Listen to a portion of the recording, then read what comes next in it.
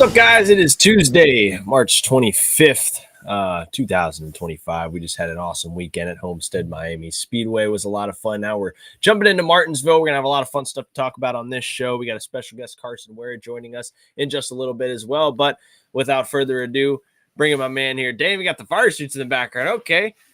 Mason Maggio, who is active this weekend at Homestead. First of all, how you doing, my brother? Doing great, man. Happy to be back in North Carolina. That's why I got the suits and all that stuff back there. Yeah, this is a backdrop here. Oh yeah, no, I figured, well, if I'm back home in North Carolina, I gotta have at least a little setup, something to kind of spice it up rather than just my closet door. So, Yeah. But no, a fun weekend in Homestead, Miami. Obviously, getting to see you, getting to see Steven. And everybody, right? So cool to be able to race close to home. Didn't have the result that we wanted, unfortunately, in our Xfinity race, just due to a couple of things. We were good on the short run, not great on the long run, but unfortunately, we had some strategy that just didn't go our way there at the end. But regardless, always a blast to race close to home. It was great to welcome Densey Energy Pouches to the team as well for their first scheduled race that we have with them. So looking forward to having them back on at Talladega here in a couple weeks, and hopefully to continue to grow that partnership. We ran a really cool Miami Vice themed car. So we got some cool paint schemes that we're working on in the future outside of Miami. So looking forward to growing with them. And yeah, like you said, looking forward to Martinsville. That's a track that is a fan favorite, a driver favorite, and one that I enjoyed going to last year, and I look forward to going to again. Yeah, Steven said, speaking of Steven, he said he was out sick. He's joined here, it seems. I don't know if he has something to say or maybe want to update us on his condition. I'm here to update everyone on my condition. I am dying and deathly ill. There's no way that we can celebrate my amazing accomplishment, which RJ, I imagine, will joke about at some point in this show. Yeah. But I will be back and better than ever next week, but I don't think anybody wants to listen to me sound like Kermit the Frog stuck in a sewage pipe for the next hour. So I've just decided to not show up, but I wanted to show up and say hello to the lads. Say hello to Mason Maggio. Say hello to RJ. Say hello to the crew. Yeah. Well, I appreciate it. We certainly did have a potential celebration for you, but you know what? We're just going to have to save that for next week. If you want, we can watch your little video to cheer you up. As you can see, a lot of fans in the stands at Homestead Miami to watch Steven Malazzi's efforts. Woo, NASCAR. He's schizophrenic. I just figured we cleared that up. He is schizophrenic. And we also but at least we had more than 12 fans in the stands for the truck race. I will say that. And at least 11 of them were Steven Malazzi fans. Yeah, maybe. At least 11 of them were Frankie Muniz fans. I was a Frankie Muniz fan. I don't know about you. That guy's got some fans. That guy's got some fans. I'll have to see if we can get him on this thing one of these days. We should. One of these days. We'll make it happen. Sure. Anyways, I'm going back to bed. Yeah, we appreciate you, Steven. You get well soon. I would like to add that I literally got up to turn the light on. This is the first time the light has been on all day. It was just for this little 2-minute thing where I joined and I said hello. It's the first time the light has been turned on all day. So, wow, we're making how much love I have for the Motor Stardom show starring RJ, Mason, and Malaz. We appreciate your service. Thank you. We're moving up in the world, Steven. Great job. We are. No, seriously, love you both. Get well soon, buddy. We'll have you on next week. What a guy. Thanks for him for dropping by here, and we're going to kind of jump into a few things before we bring in Carson here in about 5 minutes. Going to be exciting to talk to him about his start this weekend. So let's talk about your race at Homestead first in a little bit more detail. I want to find a phrase for the Homestead stripe. Because this wasn't just you. This was probably some of the least that I saw in all the cars that I was walking by, and you can probably attest to this too. Attest to kind of explain running the wall at Homestead, ripping the fence. People do it, I feel like, even more often now than before, especially as the track changes. What goes into that? You watched it, obviously, growing up. People start to do it. and now it's kind of like the main thing, and you're doing it yourself clearly. So how is it? It's so cool, but at the same time, it is so nerve-wracking because if the car steps out of place in like the slightest little bit, you're gonna scrape the wall like you saw that I did. The one time that whole race that I had slipped up, I had kissed the wall. Um, no, I mean the wall does bite back, right? I mean we've seen it at places like Darlington, obviously Homestead, and several other places where you have to run the fence. It's interesting. It's for all the dirt fans out there, there is a little bit of a cushion, but instead of it being a dirt cushion, it's an air cushion. So it's like that little air bubble that separates you between the wall and the car. Yeah. It's really weird. Somehow, some way, it actually helps with the handling and being able to get through the corner without actually like touching the wall. Unless you just overstep it, then that's a different story. But it's one of the most unique things I think about stock car racing, right? Is being able to do something like that, to be able to push those cars to the very edge, especially when you're slipping and sliding on old greasy tires and you're running that close to the fence. The average viewer would think, well, you probably shouldn't do that. Well, that's the fastest way around Homestead Miami Speedway on older tires is running the fence and being able to just literally pretend like you got an egg underneath that throttle, right? And just Yeah. making your way down. It's so unique in so many different ways. I love it. I love Homestead Miami Speedway, even when it doesn't love me back sometimes. Like unfortunately we had this weekend, but man, I got to tell you, there's no other place like it. It's a driver's favorite. It's a fan favorite from the strategy perspective because those races do pretty much have long runs. And being able to see what the teams are doing on pit strategy and everything like that. So it's one of the more unique places on the schedule for sure. Love coming to Homestead. Glad we went in March too, by the way, because the weather was perfect. That's something that I feel like was a good change as well, was being able to do that earlier in the year versus later in the year when the sun's beating down and it's super hot for everybody. But yeah, love Homestead Miami Speedway. Whether it loves me back or not, always great to have family, friends, and have that kind of be my hometown race. And yeah, hopefully more great races to come from Homestead. So until next year. Yeah, and I mean the goal is as well. Another half goal, especially for you and your team spot, is keeping the car clean. You do so as a not like totaling the race car. Mhm. But you guys are having your own battles back there too. I mean, we were talking about it after the race. I mean, you Yeah. and Patrick Emmerling, we're swiping spots back there. People were pulling sliders. It doesn't matter if it's for fourth place or for 30th. We're all fighting for something. Kind Oh of yeah. how was that back there? Because you were kind of in a bundle with, Chris Wright, Patrick Emmerling, your team owner, Joey Gase. What's the balance between, okay, you want to go back there and race with those guys, but like at the same time, you're not trying to go too crazy and wreck your stuff. Yeah. It's a fine line, right? I think a lot of the guys that are running towards that mid pack of the field, we all got the same idea, right? It's like, hey, we want to race hard, but we cannot afford to tear each other's stuff up. Because what a lot of people don't realize is we all work together in some way behind the scenes as well, from a business standpoint, in some way, shape, or form. But it's interesting, from pulling slide jobs all the way down from the bottom of the racetrack and sliding all the way up.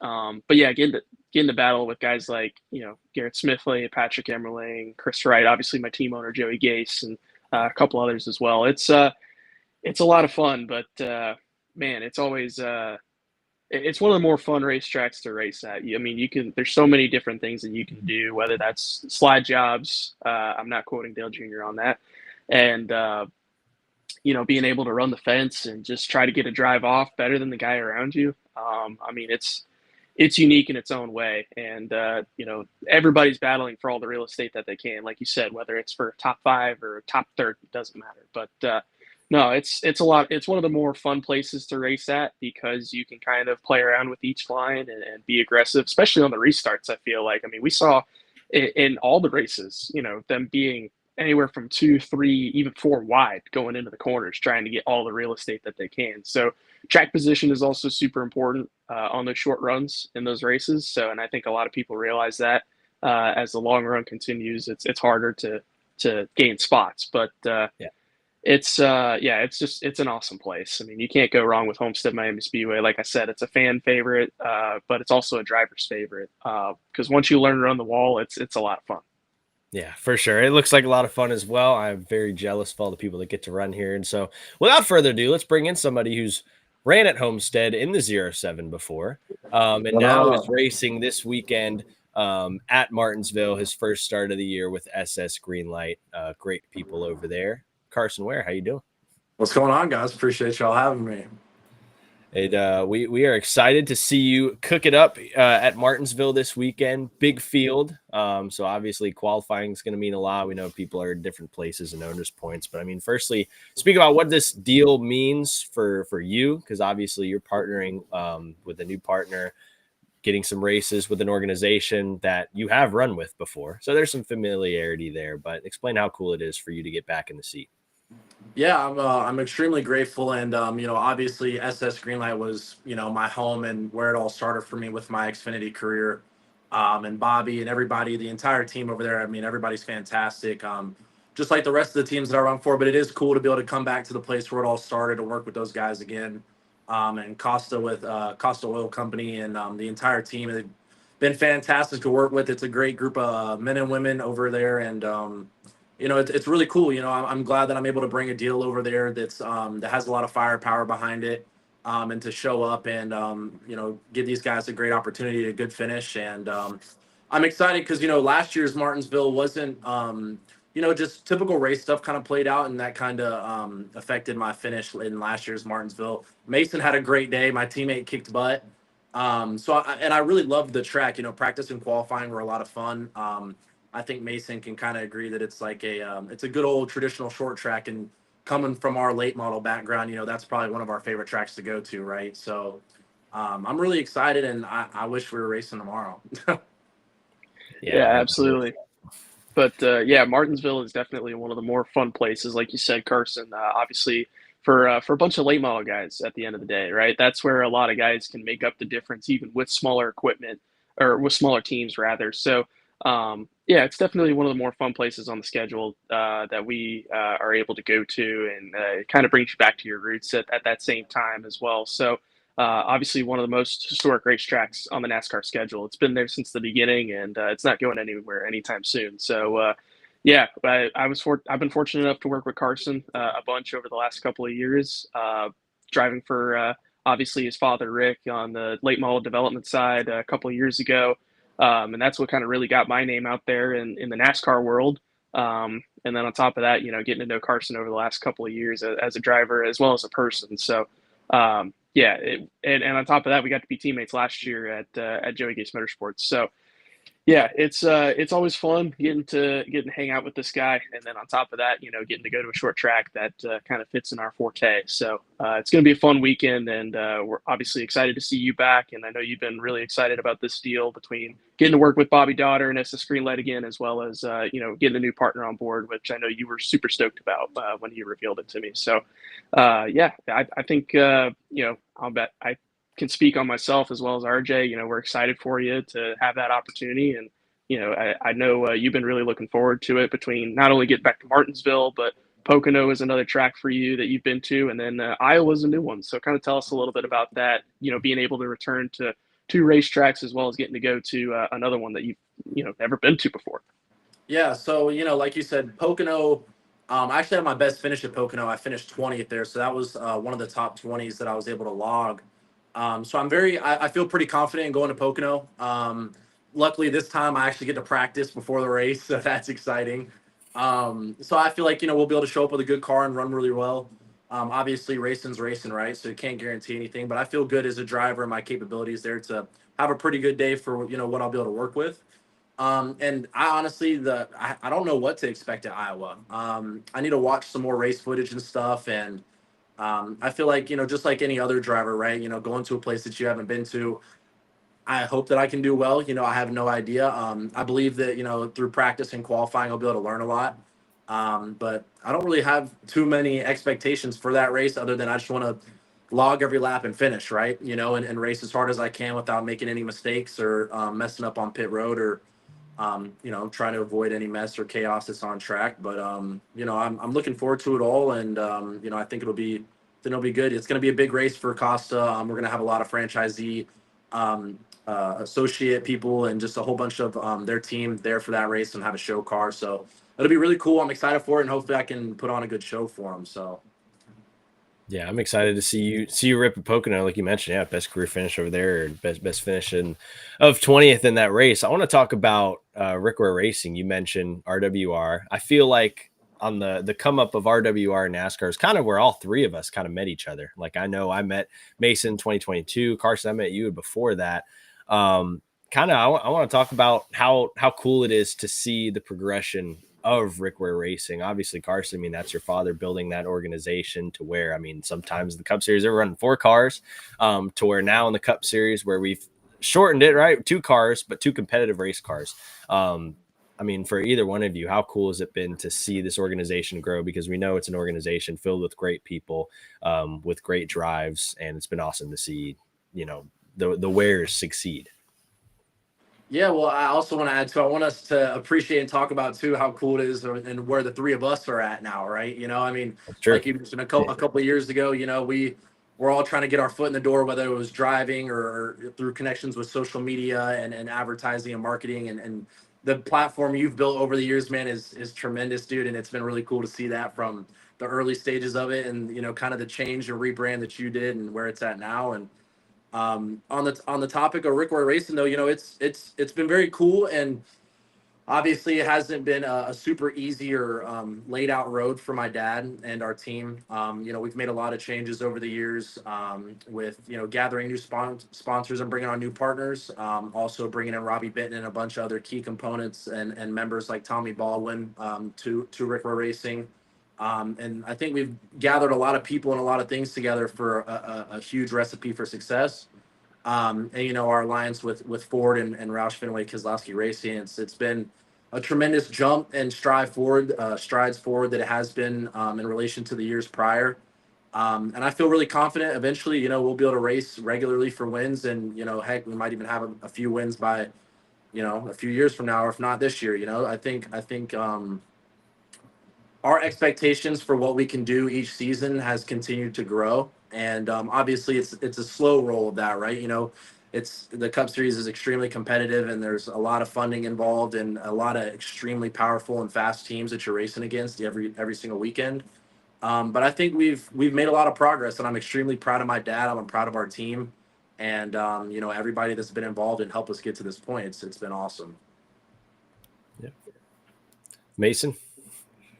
Yeah, I mean, you know, I've been fortunate enough to be a small part of RWR, and like you said, you know, that's how I met RJ in the first place, and you know, I got to know Carson a little bit before I got that deal, actually. But funny enough, through social media, I think it it's was just through crazy. Snapchat. I think it was through It might have Snapchat, dude. been, yeah. Now that I think about it, I couldn't remember if it was either Instagram or Snapchat, but it was definitely one of the two. But yeah, I mean, it's crazy to think if that was probably you know 4 or 5 years now that we've been you know growing our friendships and our relationships to where we're at now. Obviously, RJ, you've put together a solid platform on social media and as well as in the NASCAR garage. You know, and obviously Carson, you've grown a ton, not only as a race car driver but as a human being, and that's been super cool to see as well, and seeing you thrive to where you're at right now with that opportunity and with SS Greenlight as well as with you know growing new partnerships and opportunities for yourself as well. So yeah, at some point, RWR is always in the picture. It seems like it's hard to deny that you know Rick is not only building a NASCAR team, but he's just building a foundation and a legacy and everything, right? From NHRA, IndyCar, motocross racing or motorbike racing rather, and so many different things. But I've been fortunate enough to get to know the Ware family over the last couple of years, and they're tremendous people. And there's a ton of people that I've met through RWR. That you know may still be there, may not, maybe not, but at the end of the day, you know I can't deny the fact that you know Rick's building a foundation that's you know grown a lot of respect in the garage area, and then on top of that, you know a lot of people have been able to you know cross paths through RWR and be able to do some amazing things. So yeah, definitely been pretty cool to see not only our progress between the three of us, but also being able to kind of have a funny story at some point with RWR entwined with it. So yeah, definitely is really cool to see where we're at right now. Yeah, there's so many great people over there, and I just remember that. I mean, the wares were a big part of me coming up through the sport because I remember meeting Carson. I believe it was 2021, 2022, somewhere in there where I don't think we had ever exchanged anything on social media, but we talked in person. I think it was first, and where Carson was like, dude, you're social media is freaking fire. I love it, blah, blah, blah. And we just, ended up becoming bros since then. And that was really awesome. And then Mason, we met at the 2022 Daytona 500. I know that because we were sitting in the 15 box for David Reagan for That's like right. half the race, which ended up being a great finish for them. But, just all the wares. Cody has always been great to me. Rick has always been great to me. I make sure to always, lately it's, before it's always been saying hello and congratulations, but really emphasis on the congratulations lately. Because it was good to see him after the 500 this year with obviously, you get two guys get spun out, but at the end of the day, I mean, great, solid finishes, solid runs. And I believe, if I'm not mistaken, is it 2 years? Because Haley led some laps last year, right? In the 500. I mean, it's 2 years in a row where Rick Ware Racing has led laps in the Daytona 500. Yeah, this year's Daytona 500 was surreal, and Justin Yeah, you were Haley. there for it. Yeah, it was bizarre, man. I mean, I remember we were sitting on the box, and I think it was that last caution that they had before I think the ending caution. But I think there's like 15 or 16 laps to go, and Corey's at the front, and I think Cody's like fifth or sixth, or he's somewhere in the top 10, making his way towards the front. I remember looking at my dad, and dude, if we win the Daytona 500, I'm storming the front stretch. I will jump out of the box from the top level, and I will be flying to the front stretch. But and like I was saying earlier, I think we've gained a lot of speed, a lot of knowledge, and our speedway cars have been really, really fast lately. And I think also too our intermediate and mile and a half program has also gotten a lot better. We just got to put all the pieces together to get the final product of really great finishes and potentially wins in the near future. But yeah, the super speedway races have been really exciting because every time we show up, I feel like we've had a real shot to win at some point. So that's been really cool and a lot of fun to experience. Yeah. Is that a Jacob Companies hat I see in the back there? Or am I looking wrong? No, that is correct. I've got a RWR hat and a Jacob Companies hat from It's a the real late model one. race.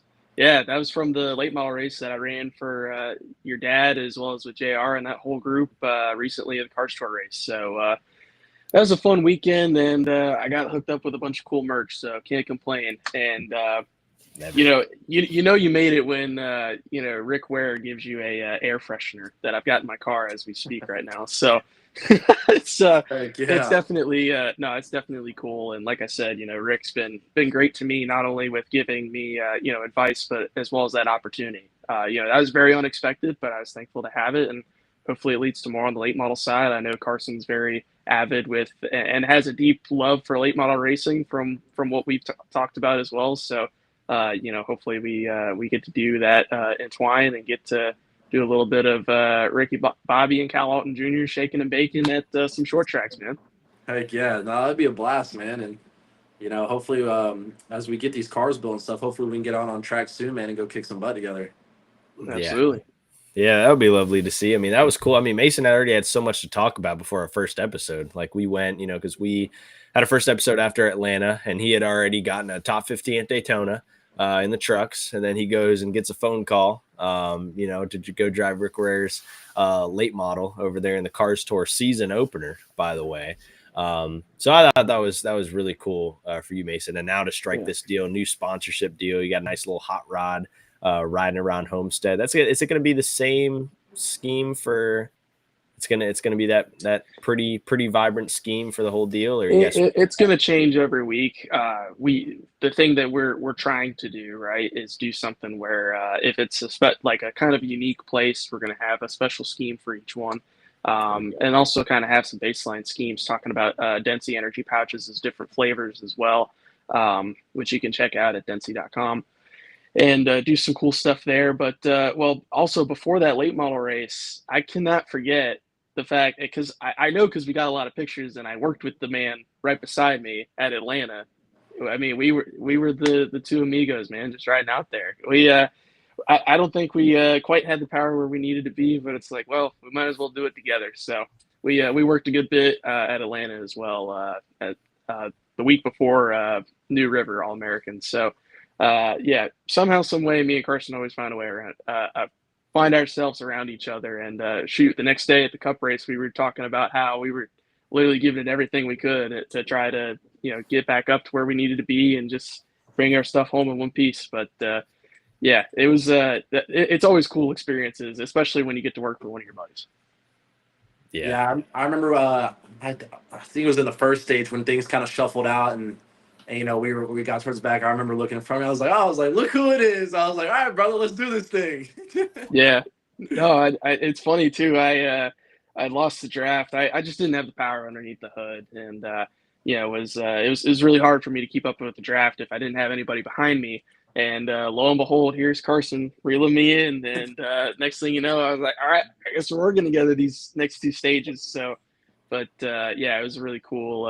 It's always cool to get to do that with somebody that like I said, I'm really good buddies with Carson. I have a ton of respect for him, and on top of that, it's cool when you get to work together like that.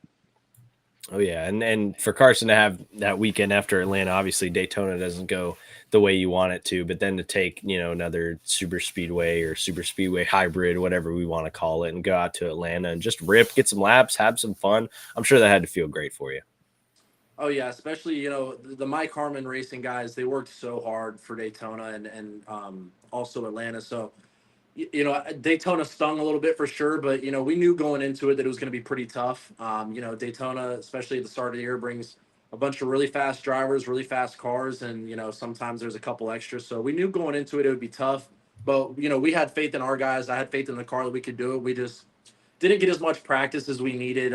We had an issue with my seat bracket leading up to practice, so that kind of took away a lot of our practice time to try and change some things and try stuff. So Atlanta was really good. We had a pretty decent lap for what we had in Atlanta as far as qualifying goes. And towards the end of the race, as Mr. Cram and all the guys worked on the car, I feel like we were pretty fast, and we got back on the lead lap, and I was getting excited. I was like, all right, man, because it kind of the end of the race is at Atlanta now kind of play out like a traditional super speedway, right? So it's going to get exciting. There's probably going to be one or two more cautions, and then the power steering belt flew off, so that affected our night. But it was still a huge win for us to come back with the car in one piece and picked up a few spots, and it was a good day. And like I said, those Mike Harmon guys work really hard every single week to bring cars to the racetrack, and there's not very many people that want to be at the race and want to be racing as bad as they do. So it was good to be involved with that. I'm thankful that they gave me that opportunity, and we'll also have a bunch more races this year. So hopefully we can continue on from Atlanta and keep building up some momentum with those guys. Yeah, I mean, I wanted to add real quick about I was walking through. I mean, I've always thought this. It's not like it just dawned on me, but it re-hit me as I walked through the pit lane at Homestead. I was like, NASCAR needs Mike Harmon Racing, man. Like this team is so cool to like look at from, especially when you understand all the logistics of racing and NASCAR and everything like that. And you look at Mike Harmon Racing. I mean, we got the most unique pit box in the biz. You got the most unique hauler in the biz, right? You look at every hauler, you look at Mike Harmon's racing's teams, and then you look, I mean, the shirts, I'm seeing nationwide shirts, like NASCAR Nationwide Series shirts on the grid. And it's just like, it's so cool what they do. And like what you mentioned, the passion, because I mean, that's what gets them there, right? Sometimes it's not all about, what you have and looking pretty. They just have the passion of racing. And I think it's awesome because I mean, Dawson Cram, he gave it everything he had in Homestead qualifying. I mean, Oh he put yeah. that car literally on the fence. I walked by it when it was sitting there, and that left side was skidded up. He got in the wall, but that's what you have to do at Homestead. But I love the passion of that team. I love that you're working with them. Love that Dawson's working with them. And I know that they're gonna just, no matter what happens, they're gonna keep coming back to the track and keep on grinding. Oh yeah. And I want to give a huge props to Dawson also, because I don't know if a lot of people know, but the weekends I was racing, and if anybody else ever driving that car, Dawson's at the track working on the car, working with his dad, and still a part of that team. And I don't know how many people realize that, but Dawson's a really good dude. He's a kick-ass race car driver, Yeah. and his dad's extremely knowledgeable and really talented with what he's able to do with race cars. And that family itself, dude. I mean, that's another definition and an example of how true hardcore racers are at. Mike Karma Racing. It's there's a lot of moving parts, and Mike runs on a very low budget, probably the lowest budget in the Xfinity garage, but they still bring really fast race cars. Those guys want it bad, and they have really good runs. So Dawson had to freaking send it and qualify at Homestead, and I was extremely bummed for him, and I know that was tough, but they'll come back and bounce back from Martinsville. Yeah, absolutely. And then to your point too, I mean, like with Dawson, we got to give him a shout out. Dawson is probably one of the hardest working drivers that I've seen and that I've met. I mean, he just eats, breathes, sleeps racing. Like that is his life. That's what he wants to do, whether he's behind the wheel or not. And that, it takes a lot, right? Especially when you're not in the car on a regular basis. And but he's deserving of an opportunity, and he shows that he can do it, right? We saw it when he drove Bobby Daughter's car, Mike's car over the last couple of years. He did a pretty respectful job as well at Johnny Davis's when they were still around last year when he had that opportunity. So it's just a matter of time before he's going to get that opportunity that's going to allow him to show his true potential. And he can do it. He's proven time and time again that he can do it, whether that's, getting a good finish for a team or something simple as just, hey, we got this car in the show. Like that's just as big of an achievement as being able to go out there and finish sometimes, just because it's so important for these teams to make these races and being able to capitalize on the points, purse money, and so many other things. And like you said with the Mike Harmon crew too. I mean, it takes a team. Whether it's the biggest team or the smallest team, it doesn't matter. At the end of the day, they've got a bunch of great people working over there that are passionate about it, and that's what you got to do in the sport, and that's what you got to have is passion. And that's what's going to motivate you to get to the racetrack every week. And Mike Harmon has done that every single week, every single year. So props to Dawson, props to Mike Harmon, and all the people over there that bust their butts to get to the racetrack and make things happen. Absolutely. Yeah, I mean, people that are, I think, appreciating people like Dawson Cram, because I saw a few people just this weekend, right? Ryan Vargas is working on two entries this weekend, working for Freedom Racing Enterprises. He's working on the 67 truck, and then I believe he was working on the 74 for Xfinity. I don't know if it was another car, but I think it was the 74. And then Brad Perez is literally working on his own race car that he's driving. Like I'm watching as I walk down pit road, like in the fire suit and everything. You can't miss him. And I mean, that's his role with Alpha Prime Racing. And he gets out of the race car from his Q lap, or no, I believe it was practice, and he's checking the tires, helping the team check the tires, everything that, goes with his role. I thought that was really cool. I wish I loaded it in here, but I snapped a photo of that because I thought that was awesome. And we all know Brad Perez, and we all know the work that he does, and to get in there and, to drive the race car and then to get out and continue doing your actual role with Alpha Prime Racing, I think is really goes to show. Another guy that put it on the line there in qualifying as well. I was hyped for him when he went out there and out qualified Corey Heim on that first lap right there. I was like, there we go, Bradley. Like, how about you right there? I mean, he's had a wonderful journey, but those are just three guys that always stick out to me. Cram, Vargas, Brad, they're not only just driving the race car, get out and walk away. No, they're working on the damn car too. And they appreciate, the sport just like all of us. Yeah, it's like you'd said, the guys that eat, sleep, breathe racing, that, it's really cool to see those guys get the opportunities that they're getting now. And, Vargas just had a really cool announcement on Twitter, and, it's going to Canada. Yeah, I know. Yeah, we Rick, we're racing. We had a is that the same? That's the same deal as the Pinties, right? Or is that Correct. different? Yeah, no, it's the exact same thing. I think Pinties didn't renew their sponsorship as of recently, so it's still the NASCAR Canada Series. But yeah, funny enough that you mentioned that. I remember that you guys had Andrew Ranger, and I forgot who the other driver was, but man, you guys were competitive the year that you did it too. Yeah, I almost want to say that DJ Kennington drove for us. Maybe I can fact check it, but I swear I thought that's who we had driving for us, but yeah, no, super cool for Vargas to be able to get that opportunity, and just goes to show, man, those guys don't stop, and it's paying off. So yeah, let's see, Rick Ware. I'm trying to. Yeah, there's so much in this Rick Ware Wikipedia, man. Oh my gosh, you guys have done everything. Okay, so I know he ran for my dad in trucks for sure. But Oh yeah, and Andrew Ranger is a dog. oh yeah, Yeah, Andrew, I remember won 2 races. I think in 2021. That was before the Ford deal, and at the time the alliance was Stewart Haas Racing, and I think you guys finished second in the championship, if I Andrew remember correctly. Ranger and Alex Gwinnett.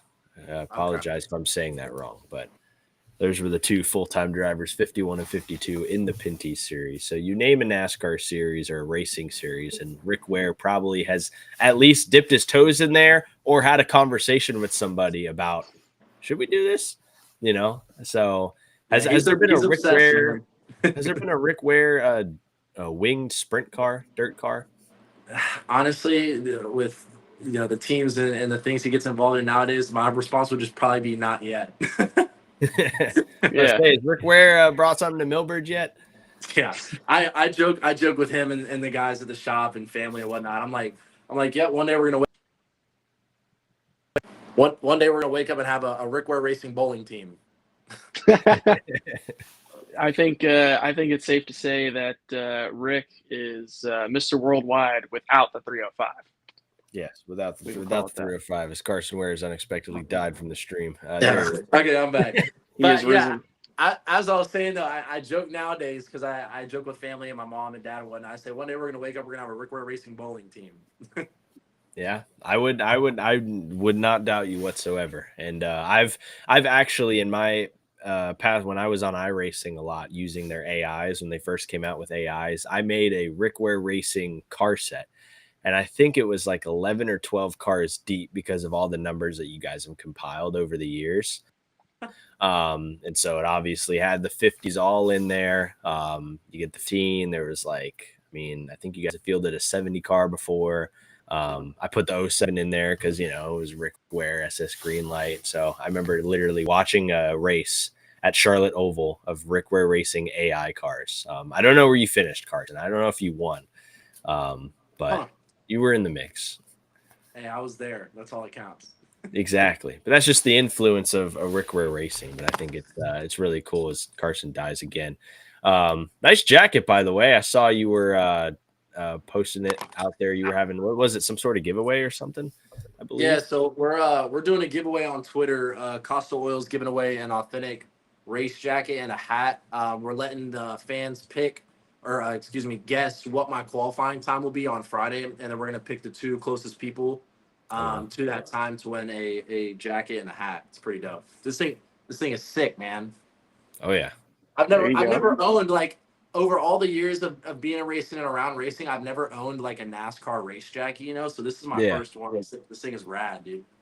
That There is you a go. nice race Yeah, jacket. That's and a classic. nice race jacket and a beautiful race car on top of that. Exactly. I mean, look at I this thing. appreciate that. I mean, you can't go wrong with gold, man. Like, No, you can't. you cannot go wrong with it whatsoever. That's going to be a sporty vehicle out there Yeah. this Saturday. You guys practice Friday, or is it? Practice qualify Friday. We'll race Saturday.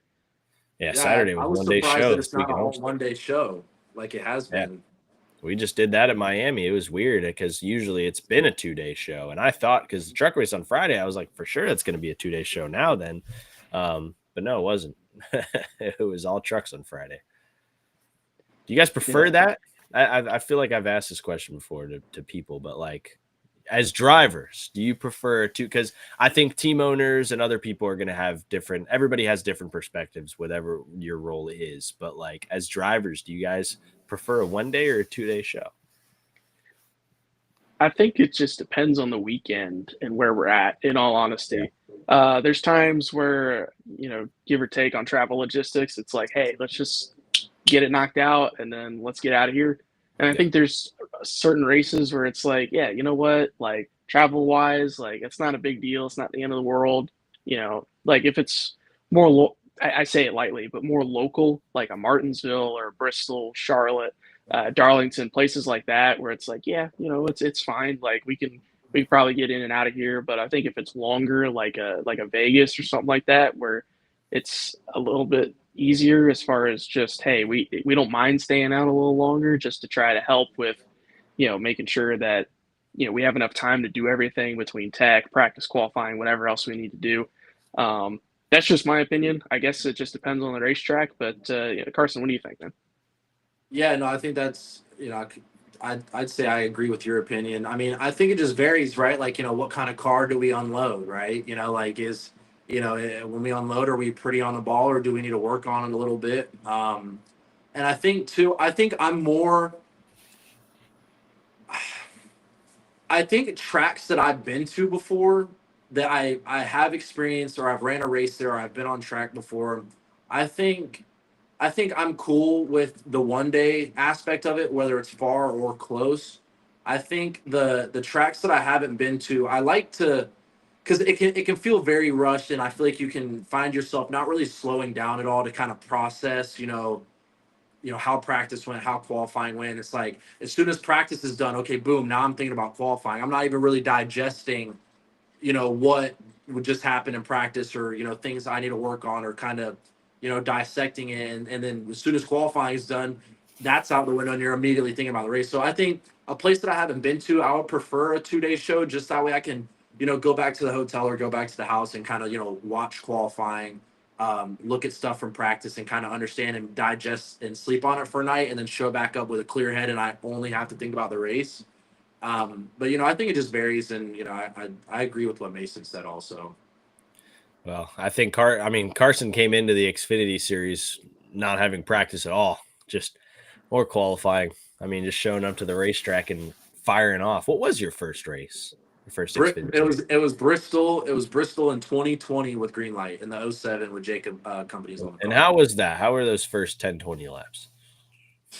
Well, so Bristol wasn't as frightening because I ran the Pro Late model race at Bristol, so I had been on track before, right? Like I knew what to expect, like what the banking felt like there, so that made me feel a little bit better about it.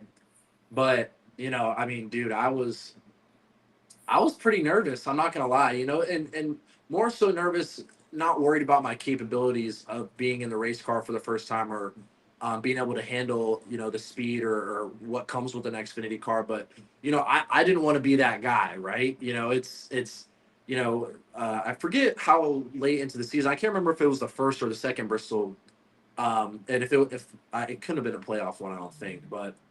I didn't want to be that guy. I didn't want to get in anybody else's way. I didn't want to make a mistake and ruin someone else's day that's in the points, that's, running up front, or, so I think I was just more anxious about that aspect of it. But I think after the first stage, really, I felt pretty comfortable, and I started to get more of an understanding of how the car handles and the kind of information I could relay to the team. And Jason Miller is the crew chief, to, what I needed in the car to be more comfortable. And by the end of the race, dude, I was having a blast. I think I ended up 22nd in that race, and there was a bunch of cautions, and it was a pretty hectic race. But I think Bobby Daughter was a lot more nervous for that race than I was, because like you said, no practice in qualifying and hopping into an Xfinity car for your first time, it's a big ask, and I'm thankful that I didn't do anything stupid or ruin anybody else's day, and definitely makes you grow a pair pretty quick. For sure. Yeah, especially at Bristol. I mean, that place is so fast. Whether it's in a late model, especially in a late model, you're flying around there. You're almost flat footing it, for at least from what I've heard. Yeah, Um, you are. I can't only imagine that. I've heard Dude, I've it's heard so some much crazy fun. It's stories. so much fun. Yeah, I think it's safe to say there's a reason why we stopped going there with late models. I was about to say, But I was like, it's they don't even it's do that anymore, do they? no, I'm we haven't done that in a couple of years now. I'm pretty sure that they're faster than the Xfinity cars time wise. I wouldn't doubt that for a second. I mean, they're Probably. much lighter At least cars. I think for sure the supers were. I think someone's gonna correct me and I'm gonna look very silly, but I almost thought that with how light and how fast the supers are there, that I'm pretty sure the lap times are either the same, if not a little bit faster. But I could be I wrong. believe it. Yeah, I wouldn't doubt that in the slightest. I mean, I think the year before they stopped going, they were having a bunch of tire issues with Hoosier, I believe, where guys just kept blowing tires left and right, if I remember correctly. Yeah. And I think that was one of the reasons, was there was too big of impacts constantly with the tires, and I think it became a little bit of a safety issue. I could be wrong. Don't Yeah, when you hit the wall at don't Bristol on the clip pro that, lane, chap. it does not feel good. Luckily, I haven't had that experience, but I've seen some of the wrecks and they do not look good. No. Yeah. No, they don't look fun at all. But I mean, hopefully they go back there because that sounds fun. From my experience in driving a late model on iRacing, a lot of fun. Lot of fun. Those things rip. But I had a quick story time I wanted to share from this weekend. So as Mason knows, NASCAR canned me this week. Didn't give me media credentials for Homestead. Unfortunately for I didn't get any reasons, but yet. But thankfully, great people were like Mason were allowed to provided me some VIPs so I could get in and at least do some of my stuff. But you know what this allowed me to do is, usually we eat in the media center. Didn't have that luxury this weekend, so I get to go around and try food. And I want to show you guys my Saturday lunch. I went outside. I had never had this before. Apparently, this is a trend on TikTok, and I think I have seen this to where like people have food trucks and they say bring your own chips. And then I don't know if you guys have seen that, but I've never partaken, but I get a lot on my For You page. Yeah, I have said I've seen it, but I walk up to the stand and I'm like, okay, I see a euro and then I see a walking taco, and I'm like, what the hell is a walking taco? I walk up and I ask the guy, I was like, hey, so he was like, what can I get for you? And I was like, what's a walking taco? And he was like, well, it has beef and cheese and lettuce, and I was like, sounds like a taco, sounds good. I was like, give me one of them. And I just see him go back there and rip open the bag of Doritos. And I was like, what's he doing those bag of Doritos? And he just starts stuffing it with all this stuff. I'm like, oh, I was like, it's one of these. Okay. Hands me the bag, 2 things of sour cream, bottle of water, and we call it a day. And I have to say, wasn't that bad. Yeah, they serve those at Millbridge, actually. If you ever go to the concession stand, that's one of the top things that they got. That's one of the biggest things that I see over there whenever I do make the few trips out there. But yeah, they're pretty good. Cannot deny that. And I like me a little bit of Mexican food, or at least a little bit of a twist to it. And yeah, I gotta say they're pretty good whenever I have the opportunity to get one. Yeah, it looks good. I'm kind of weird about cheese, so I probably won't ever try one, but I trust your guys' experience.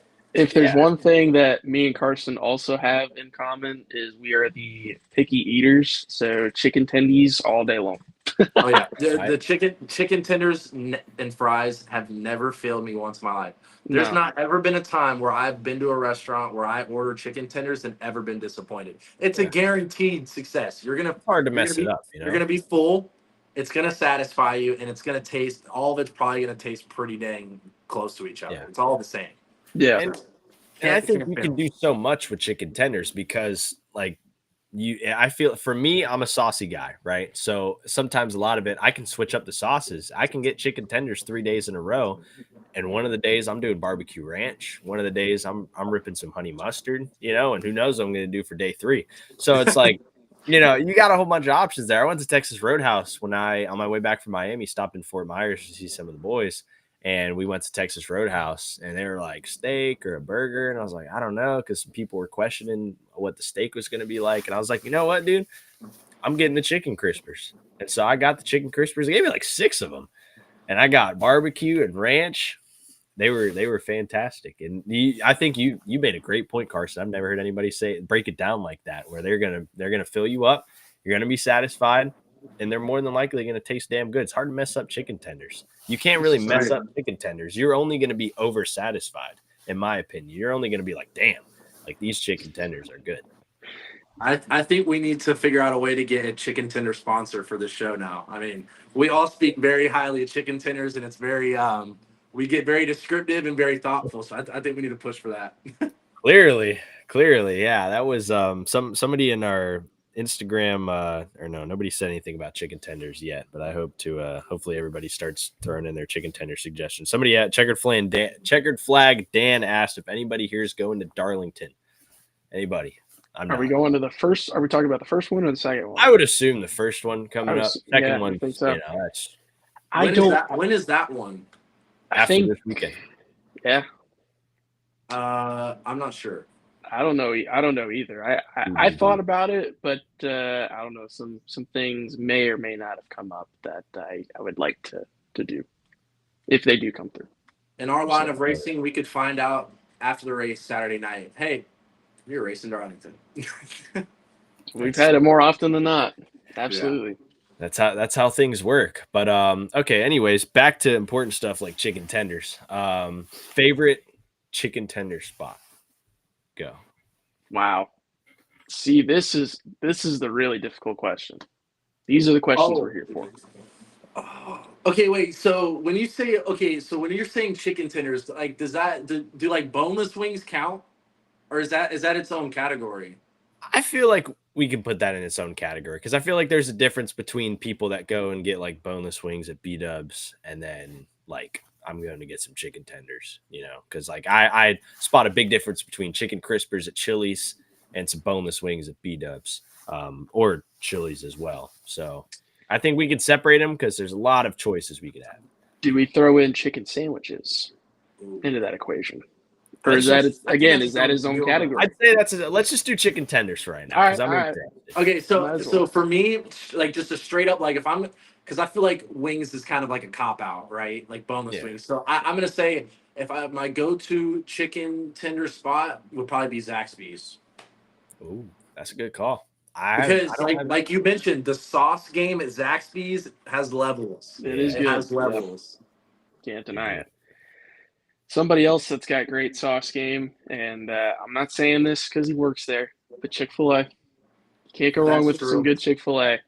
That is great. And somebody else that is really on the come up lately with the sauce game. There we go. Yeah. See, I've got a gift card somewhere. Like I've spent more time at a Chick-fil-A than I have with friends and family, if that makes any sense. But I order Chick-fil-A, or I go get Chick-fil-A probably 3 times a week. Yeah, I'm in the same boat. And I have no choice. Yeah, shoot, somebody that we know, that we all know, that worked for Rick. Shout out McKenna. She is a big Chick-fil-A connoisseur as well. She's put me on a couple times. There was a point where like her and I, every time we got Chick-fil-A, we'd always snap a photo and like send it to each other. It was always super cool getting to do something like that. It was like, I should have Chick-fil-A right now. She is huge on Chick-fil-A. And as soon as she found out that I worked there, I mean, I think she gets it for CR7 like all the time, or at least from what I've seen. I'm jealous. Dude, if I'm on a team and they roll up with Chick-fil-A, I told you about how when I was at when Raja was testing for Alpha Prime over in New Smyrna, and I was just hanging out this back in 22, and Dalen Barr rolls up with like a Santa sack of Chick-fil-A like catering, and they just loaded up in the hauler, and there had to be like 100 sandwiches there, and there was probably only like 15 of us. There was like 100 sandwiches, 15 of us. I had 3 because I had to help out, that's why. That's right, dude. My brother Cody used to work at Chick-fil-A too. Really? Yeah, dude. He worked the register. Yeah, he worked the register at the Chick-fil-A near the place where we grew up in High Point. This was a long time ago. I think he was in Legends cars when he was doing that. So fun fact. I don't think because I don't think that's ever come up when me and Cody have talked to Chick-fil-A. I don't even think he knows I'll send you the picture. I have a picture of him. Oh God! But wait, hold on. Now that I think about it, there's one car that I remember, and I think it was your dad that owned it. It was a 23 car. It was a nationwide. Didn't Harrison Rhodes have some sort of Chick-fil-A sponsor tie-in? Now that I think about it, I remember seeing them on like a hood or an upper quarter panels or something. Yeah, no. So a lot of people don't remember that probably or even know about that. So Harrison Rhodes drove for my dad, like you mentioned, and then his father, Mr. Rhodes, he owned. I'm pretty sure I'm right when I say this. I think several Chick-fil-A's, and the one that my brother worked at, I'm pretty sure that his father also owned that one, and I think there was another one. I think there was another one on Battleground that he also had. But yeah, no, Harrison Rhodes definitely had Chick-fil-A on the car. It was the 23, or was it the 23 or the 25? I can't remember, but it was one of the 20 numbers for sure. I found a let's see. We're getting nostalgic. We're getting, this is the first one that I found. JD car of Chick-fil-A. Right. There we go. I do remember that. I'd have to really dig in here. Yeah, 23 or 25. I'm trying to see if it's on Google. We know J-Ski would have it. Oh, I think I found what we're looking for. Hold on. I think I found what we're looking for. Give me 1 second. Power technology. I think this is what we're looking for. Yep. It's really low res, but we found it. And I think there was also a white one that had Chick-fil-A as a associate. But yeah, that's definitely the one. I'm What trying to track get was that at? Looks like either like Bristol or Dover. Dover. It One of the says two. North Dover location on the Yeah. car. Mm. Yep. It's probably So a it had good to be guess, some right? sort of local thing. I've tried. I mean, I've done as much as I could, but trying to get Chick-fil-A to do some NASCAR stuff. I always joked a year ago with one of my old operators who was a big NASCAR fan. I was like, look, you give me a sponsorship, I'm gonna talk to Mr. Crawl and I'm gonna go race the ARCA race at Daytona and retire. That would be so sick. It's my goal. It's Can my I goal to do spot for one you race. if you ever do that? I want to spot for you. Oh, you got it. Like I literally Clear, I want to clear. do one race somewhere. I don't care if it's a short track. Like Caesar Baccarella always offered me up his late model whenever I want to go race it somewhere. I don't know what the approval process is for late model racing on a Saturday night, but probably nothing. Yep. But I've always like I want to get my feet wet at least like once, do one race at some point. So we'll Dude, cross you that bridge should. when we get there. You I got should. other things to get through first, but once we get to the close to the promised land, I wanna do one race. So I'm gonna build a squad. So like we're gonna have spotters, crew chiefs, but like the crew chief's gonna be like one of you guys, probably more than likely. So I always You don't joked with want me Tommy crew. You Joe do that not if want I me ever crew did it, chief. Tommy Joe would be my crew chief.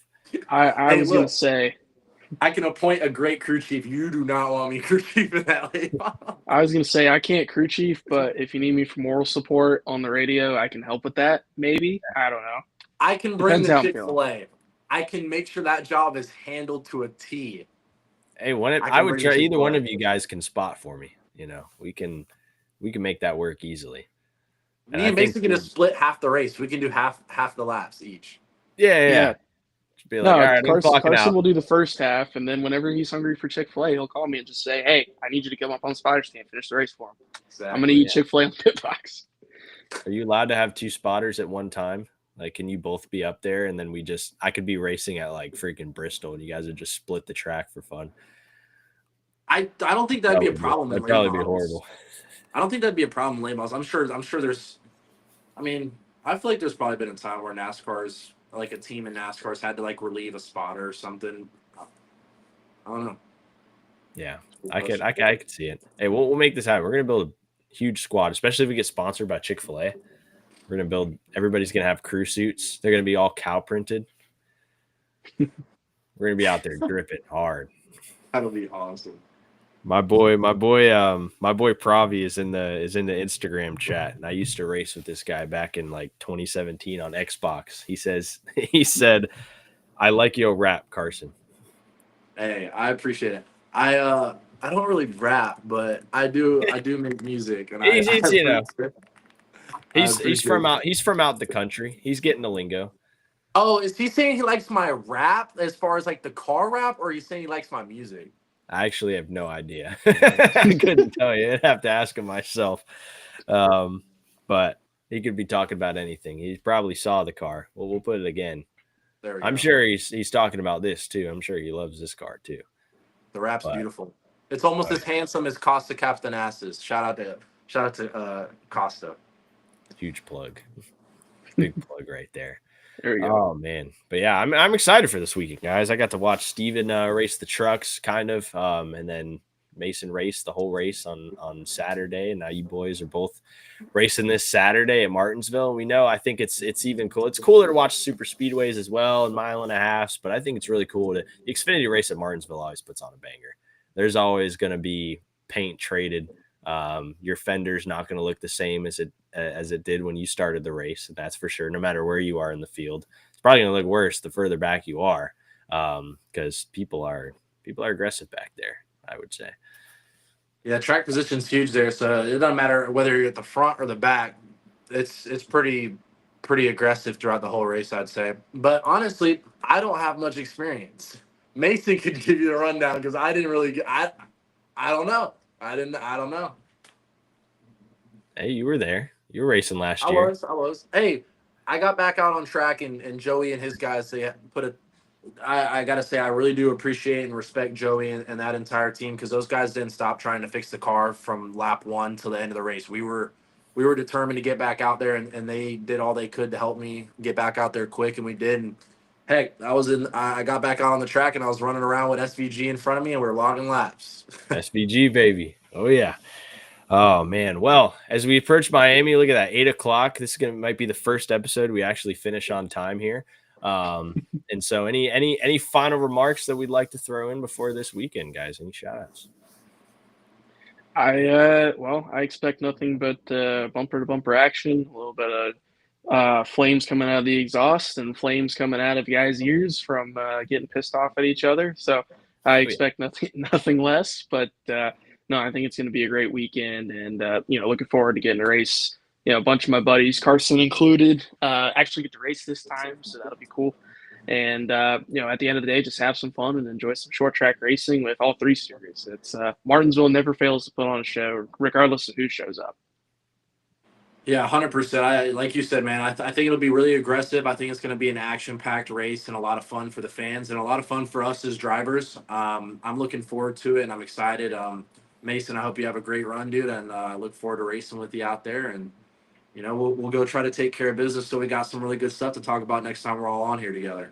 Yeah, exactly. Hopefully we get last time Martinsville we had, I was gonna say a punch, like a slap thrown on pit road in the Xfinity series. These guys get real aggressive. So I don't know if we're gonna see any fights this weekend. We usually see that later in the year, but I'm excited to see what happens this weekend. So thank you, Carson, for coming on. Congratulations on your new deal. We're excited to see it in action this week. And Mason, we know you're gonna do stout as well this weekend. Gonna be a fun week.